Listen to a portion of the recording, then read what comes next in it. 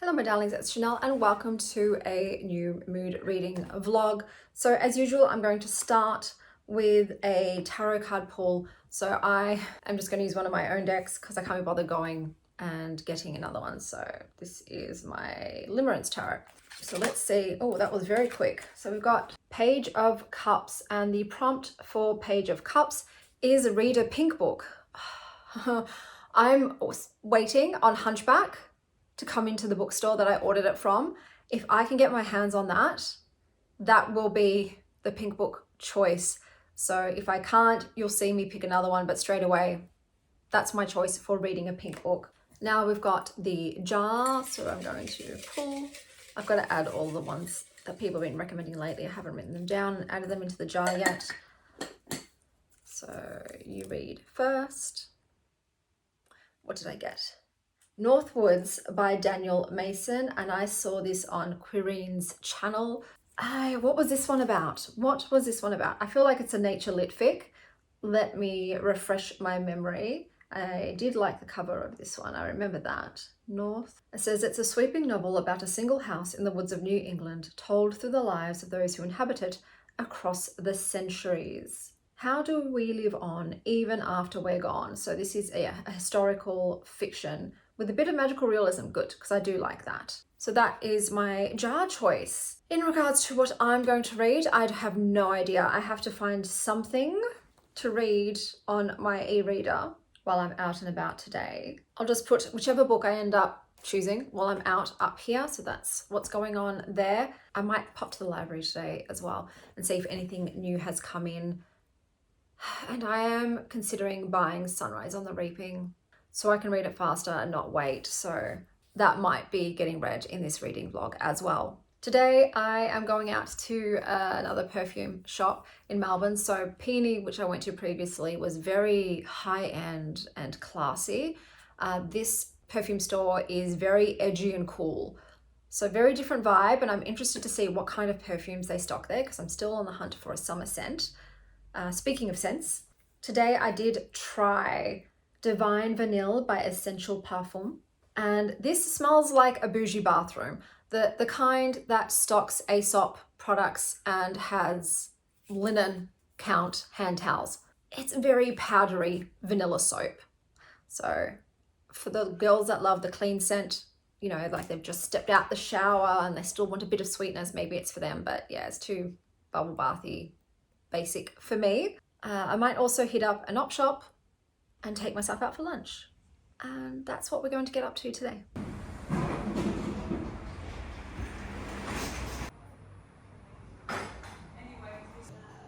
I'll check the energy, I'll do a vibe. Good.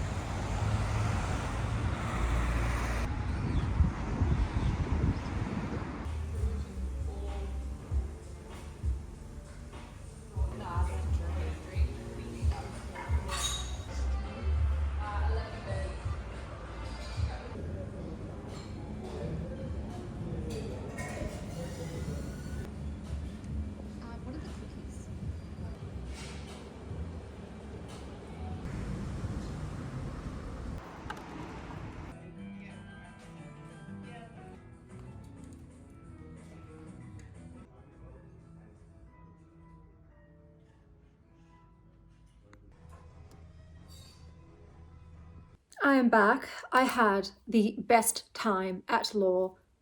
I had Clea taking care of me and she helped narrow down a few scents, but I found out that online you can order samples of any perfume in the store. I am going to pour through the website and yeah, go nuts. I know I said the last order that I've still got perfumes to try from was going to be my last, but look, I'm going through a perfume era. I'm a very sensual person. I'm led by my senses, and at the moment, my nose is leading me.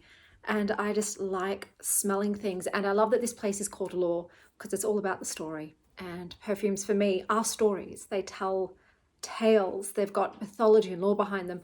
So I love this store. It's definitely my store. And like I said, I'm going to order a bunch, but I did try some today while I was there. I've just pulled this dress. This is a knitted dress, and my ring, this ring, just put a hole in it. So the one I tried, which matched my aesthetic today, and it's what I'm looking for. What I'm looking for is a delicious femme fatale for summer, because I guess that's what I would call my vibe, my type of perfumes. They're gourmand, dark feminine kind of perfumes, but I wanted one that was lighter for summer, that I'm not feeling like is too overpowering in the heat. I'm going to go ham on the samples, but the one I tried today was called Rouge Smoking Extrait. My God, I think I've already found the summer one. To me, this smells like Persephone in red latex, drinking a cherry cocktail. I'm going to Google some cherry cocktails and I'll find the right one. But yeah, this kind of nailed the vibes. It's like Lost Cherry by Tom Ford, which I loved but had no longevity on me. It wore off so fast. This has not worn off. And it's got, I think, a bit more depth to it. There's some smokiness, and it's got, I think, benzoin and broxin. So it's got a bit more heatiness. It's not just that cherry, which is an artificial scent too, because there is no real cherry scent extract. They develop it. It's got the dark feminine vibes there. So I really do like it. I think it's fresh enough for summer, but still me. It's not too light, because I like to have a bit of an edge to it, because I feel like I have a bit of an edge because I'm so edgy, but I'm very much liking it. Love the bottle too. Like the name. I don't think I could buy a perfume whose name I hated. There was one there called Hashtag, and I'm like, if someone asked me, what are you wearing? And I had to say Hashtag, I could not. But yes, I'm going to try a lot more. I also tried this one by Juliet Has a Gun, and it's called This Is Not a Perfume Superdose. So I've heard of this before. They only contain one molecule, and it's supposed to smell like your skin but better. And some people use it underneath perfumes because it's supposed to amplify perfumes, but it has a scent. Now, it's meant to be like clean skin, and it definitely smells like that to me, but it smells like clean skin after I've had a bath in Dettol. I don't know if anyone else's yas did this, but my yaya liked to put a capful of Dettol or so in the bath. It was a fun time if you had cuts on you, and that's what it smells like to me. So it smells like clean skin, but with a bit of antiseptic, you know, like disinfected clean skin. So I actually don't like it. It's actually quite strong on my skin. So yeah, that one will probably be a no for me, but there was so much cool stuff there. Oh, speaking of, so I was trying out this brand because I wanted to get my kids something. So this is called Demeter.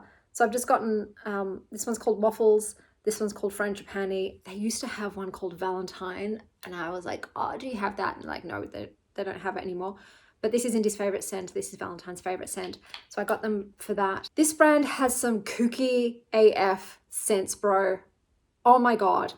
I saw one called Earthworm, and it does indeed smell like an earthworm. So imagine dirt with like a mucusy edge to it, like an earthworm. And I'm like, who the wants to smell like an earthworm? And then Clea was like, oh my God, I just put another hole in my dress. Note to myself, this is now a home dress, Chanel, and don't wear this ring with knits. Clea was like, said to me, boo, I got you. And brought out one called Funeral Parlor. And I'm like, is this going to smell like a funeral parlor? And she said, yes, it is. Dudes, so think decaying flowers, bit of dust and wood and cadaver. That's what that smells like to me. I was like, oh my God, who wants to go around, I'm like, are there people that want to smell like the freshly dead, like the embalmed dead? And she's like, yeah, it's actually very popular. And I'm like, fucking hell, bro. And she said, actually, one of our most popular ones that always sells out is Dirt. So she got that out, and literally just dirt, like you've been gardening all day with your hands in the dirt. Very, very earthy, obviously, but I'm like, who wants to smell legit dirty? I don't know. Different strokes for different folks. That's the amazing thing. Some people just really into certain scents. So I was shocked and awed.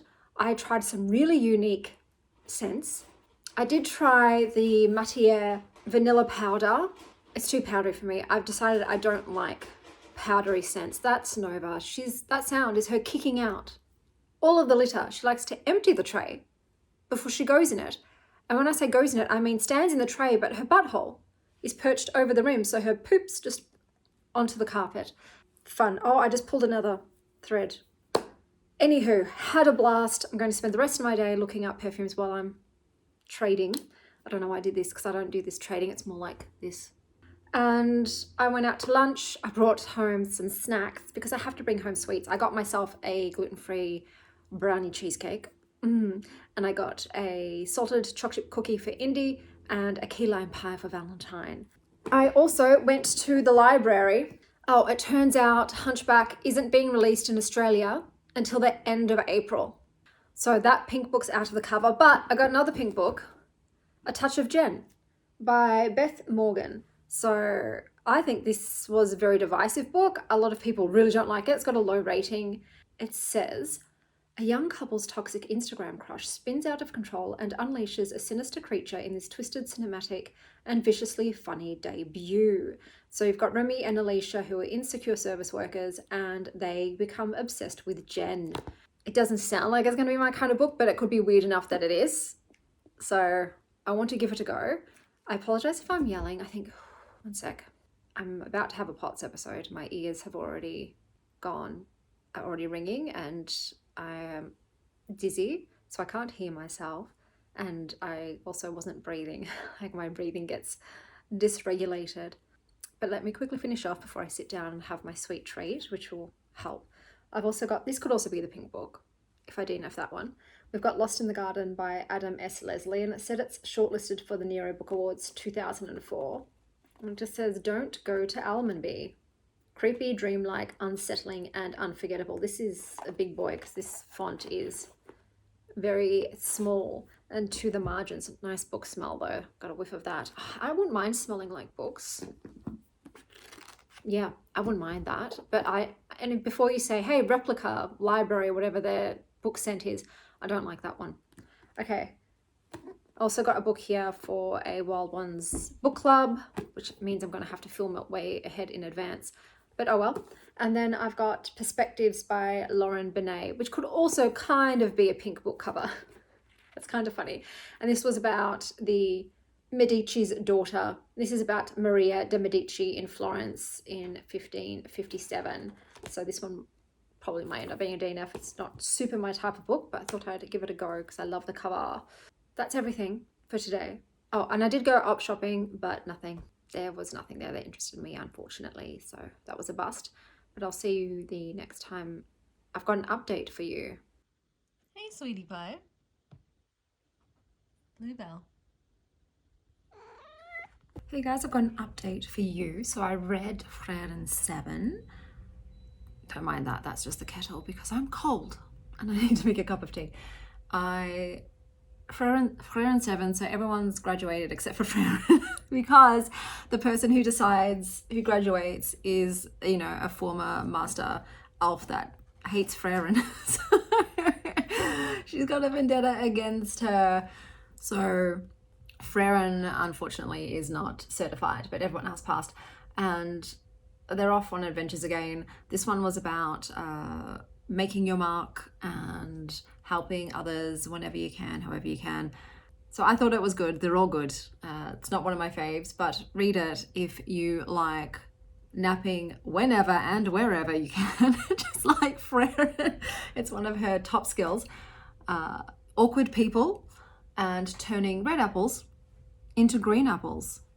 I have started reading Northwoods, and I opened up with a couple very, very much in love. The writing's definitely got its own style. It's quite poetic. There's a lot about nature in there as well. I don't know if that's just the prologue. It's written that way because obviously I haven't read any further. Cats. Sylvie, what are you doing?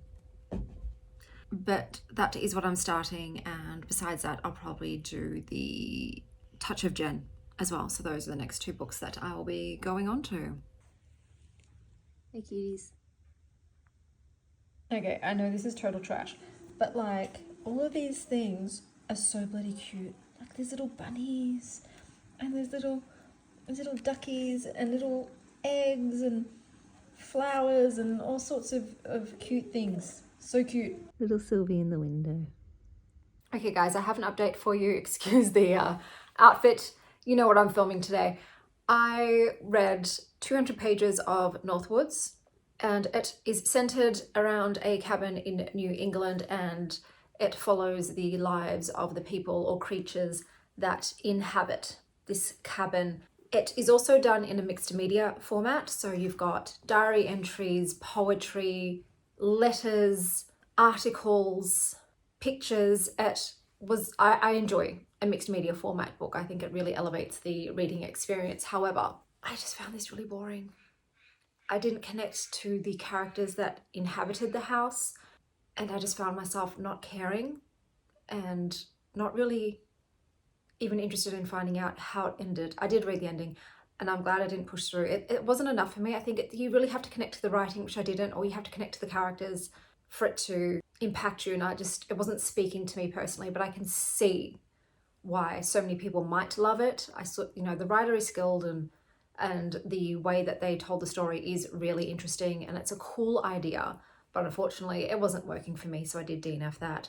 And I will be going on to A Touch of Jen.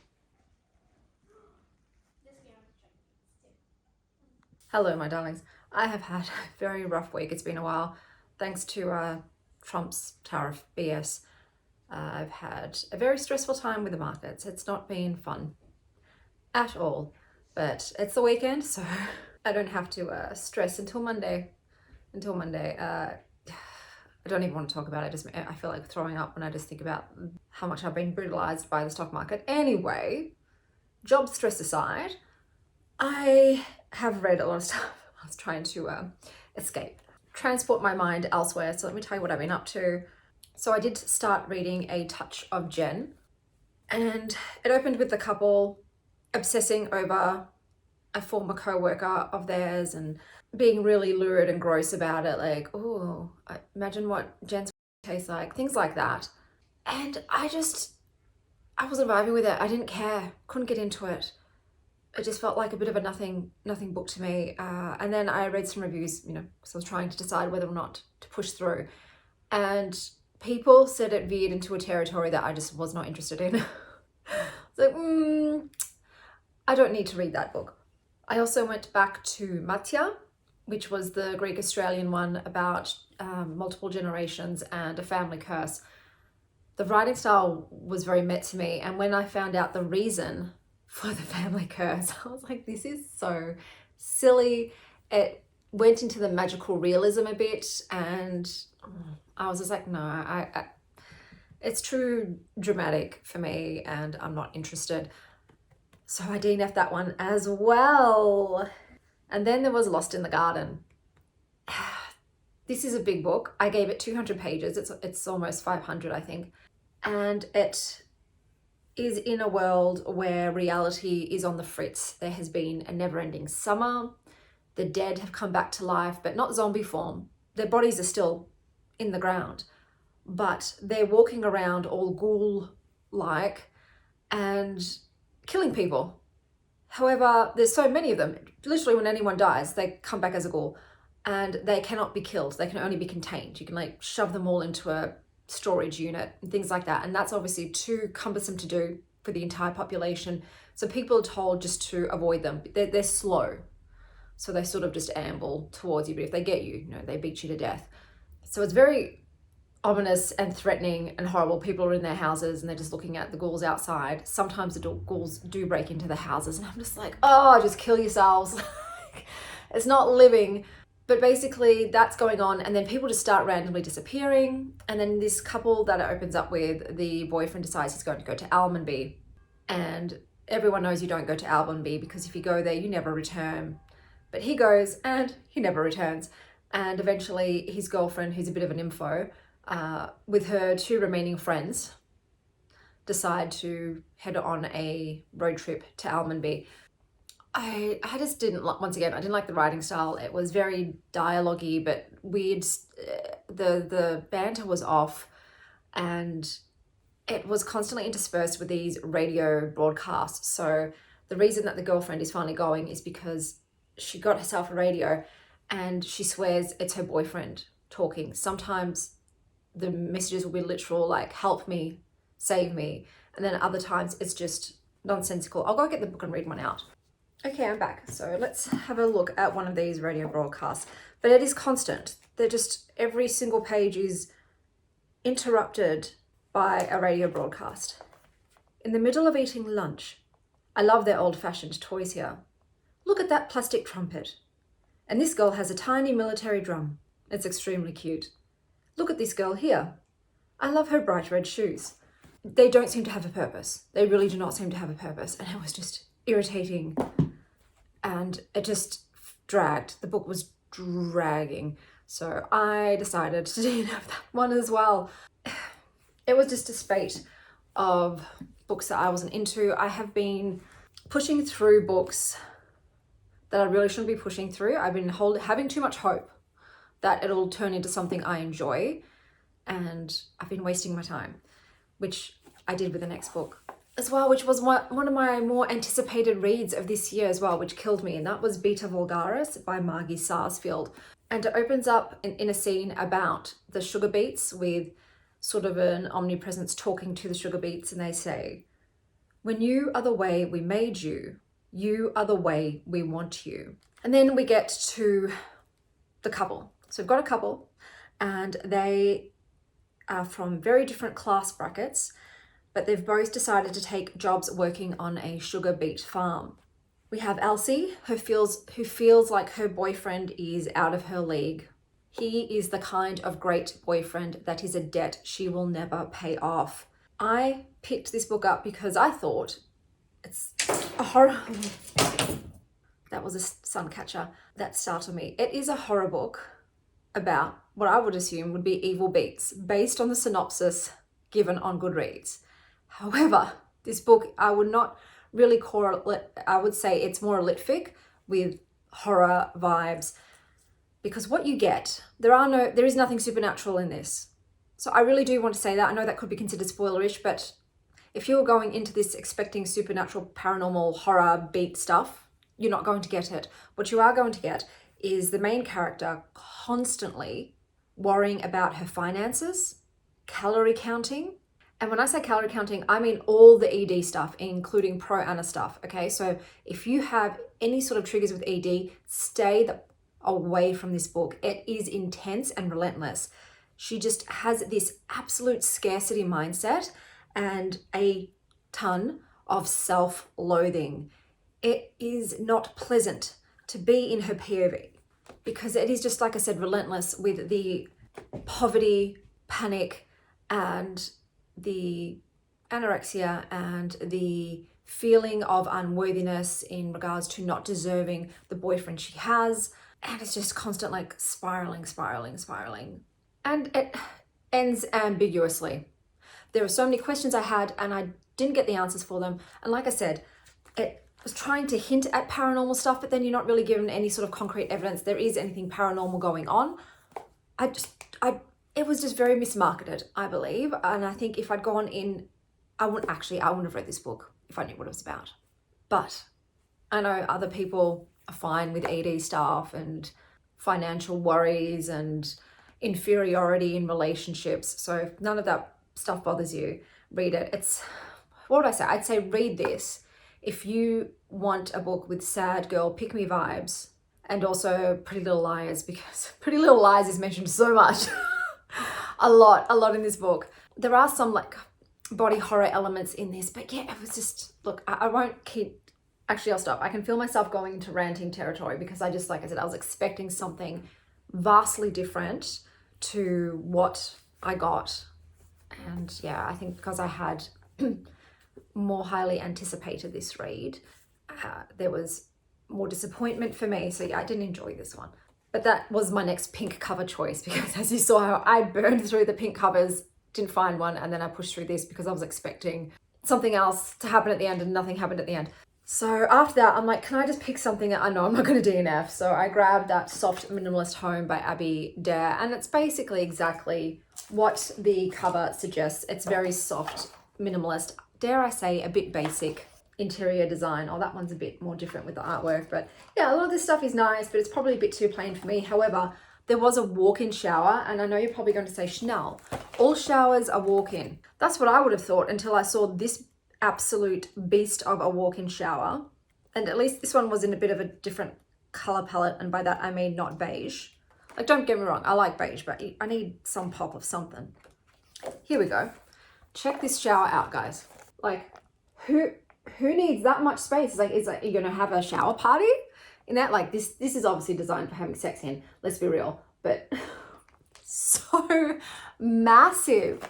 And the only other thing I liked were there were a lot of kitchens that were shown without wall cabinets, which is what I want one day. I actually find cabinets that are, you know, on the vertical really confining and overwhelming for me. And I'm like, why don't we just do more bottom counters if you can, and even kitchen islands over putting stuff above the benches. I don't like above counter. Also, I'm vertically challenged, so I literally don't like having to go and get them. One second, my ex-husband's calling. Oh, that was not the kind of phone call you want to get. Oh. Okay, I just have to. I've been sitting here for like 15 minutes and I thought I was ready to refilm, but I'm just going to push through. Yeah, okay, I was talking about interior designs. Yeah, this book was okay. Nothing super inspirational for me. It's probably a little too on the just, I don't want to say boring, but just very simple aesthetic. The next book that I picked up was Reversal by Alex de Campi. This is a fantasy graphic novel about a magical forest with a carnivorous giant who births other giant monsters, and they all have a taste for human flesh. Then we have a Black American family and a little girl who has chronic illness. And one day she finds a sword, and with the sword she's able to turn into this muscly warrior prince. And along with her scientist mum and her brother who turned into a birdman, they team up to save their city. So once again, it's all about who are the real monsters. It's about maybe xenophobia, chronic illness rep, massive trans rep in this. So it's very diverse and inclusive. And I enjoyed it. It had good illustration style. It was fun. It was, you know, a really cute urban fantasy. And I would say read it if you like magical curses, misunderstood monsters, and trans superheroes. The next book I'm going to read is On Its Way to Me, and it's thanks to Tom. So thanks to Tom, I've got a whole bunch of books coming, and one of them is Sunrise on the Reaping by Suzanne Collins. So this is Haymitch's story in the Hunger Games, and I feel like I'm going to like it regardless. It's got that nostalgia, and it's about a character I really like, so I just could not wait 4 to 6 months to finally get it in my library. I was I was too late to reserve that one. Normally the reason that I can get new releases in pretty quickly is because I request ones that are coming up in like 4 months, and I'll say, can you buy this? And so when it comes in, I'm first on the reservation line. I didn't know there was another Hunger Games book coming, so I didn't do that. So I found out it was released along with everybody else, and so I went to my library and there was already 69 other people in front of me. So yeah, generally I will look on Goodreads and see what books are being released 4 months away, request my library to buy them, and that way I'm the first one who gets them. So yeah, I didn't want to wait.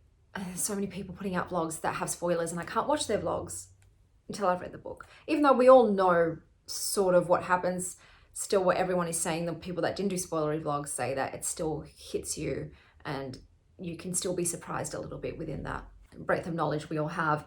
So that will be the final book for this reading vlog. I did try a perfume today. It was Parlez-moi de Parfum, and it was called Guimauve de Noël. And this smells like one of my grandmother's houses in that it smells like pot puree, and it's giving displays of fine china and orange flower tablecloths with a plate of corumbiadas.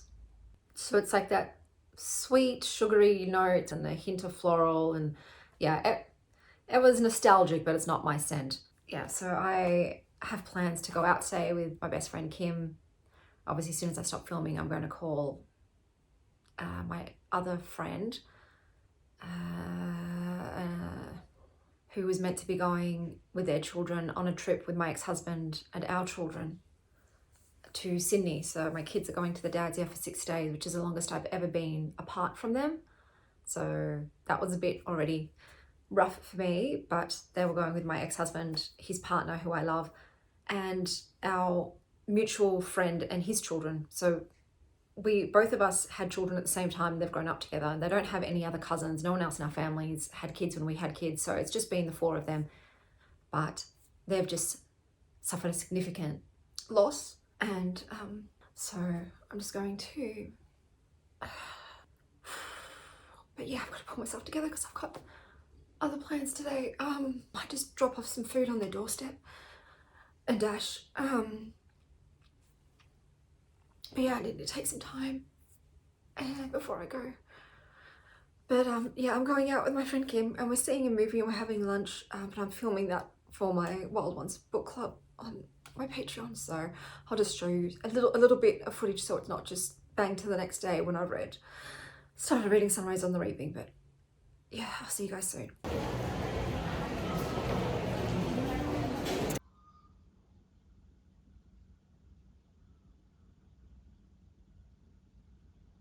Hey guys, so thanks to Tom, I got a copy of Sunrise on the Reaping by Suzanne Collins, and I am down to the last 60 pages. So I do want to film myself reading the last 60 pages to get my reaction because I heard it's emotional. I'm enjoying it. This is another installment to the Hunger Games. It's Haymitch's story. So for those of you who maybe don't know what the Hunger Games are, basically the lower class had a war with the upper class. The upper class won. They're also known as the capital. And to continually remind and punish the lower class for their audacity to want equality, every year they take two children, one boy, one girl, from the lower districts, there are 12 districts, and they force them to compete to the death in an arena gladiator style until there is only one living child. With Haymitch's story, this is a double quarter quell, I can't remember what they call it, but they're taking 4 kids from each district and we're seeing how Haymitch's story played out. If you've seen or read The Hunger Games, you already sort of know what happens with Haymitch, but it's still entertaining to read. Just like the other books, it's fun. It's very easy. I was surprised that it took over 2/3 of the book to get to the actual games part. So I was expecting it to get into the games a bit more, and I thought there would be a lot more about what happens to Haymitch after the games, but I'm guessing we don't look at that. It's just focused on the games. We'll see what the last 60 pages holds. But yeah, it's pretty brutal. It's good. I'm enjoying it. It's entertaining. Now, a perfume that I tried out today was Fugazi's Workaholic, and this smells like my dad's auto workshop. So bad. Pretty much what this smells like is coffee, flowers, and cars. It's pungent, it's strong, it's not for me, so that's a no for me. But yeah, I will see you guys once I finish the final book for this mood vlog. Okay guys, I'm just gonna film myself reacting to this. I cannot give any reviews because I cannot talk. So I will read the last 70 pages and then I will review it tomorrow when this is worn off.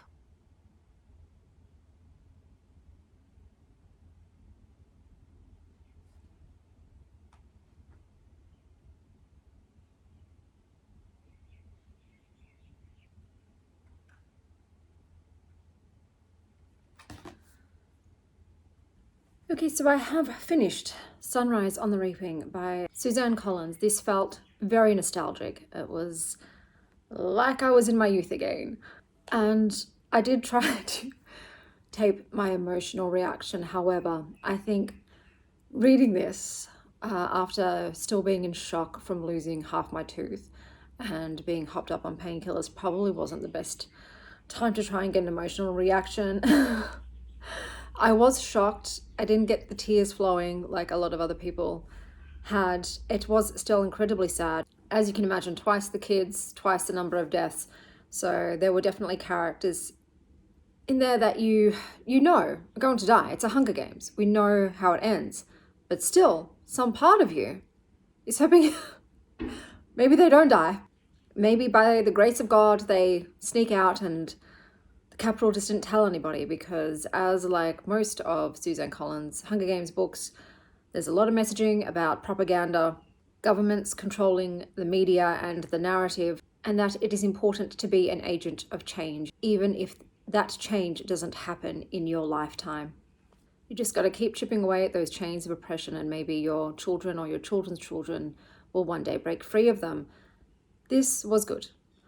It had a lot of songs in it. I'm not a song person. I don't enjoy musicals, and I don't enjoy reading songs in books. There was a lot. I just felt like, okay, we're singing again. Right, all right, more song lyrics. So I didn't enjoy that part. I do like Hey Mitch. I was shocked. You might recall me saying that I was confused as to how much of the novel we got through before the game started, and that I was unsure of whether they were going to show how the Capitol treated Hey Mitch as an adult.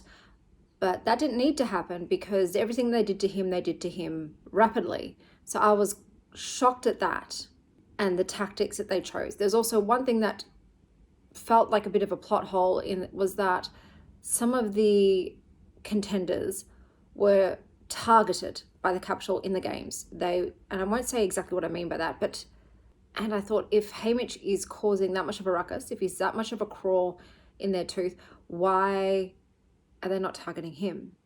That would have solved a lot of their problems. So yes, there were some little things that niggled at me, but overall it's a good book.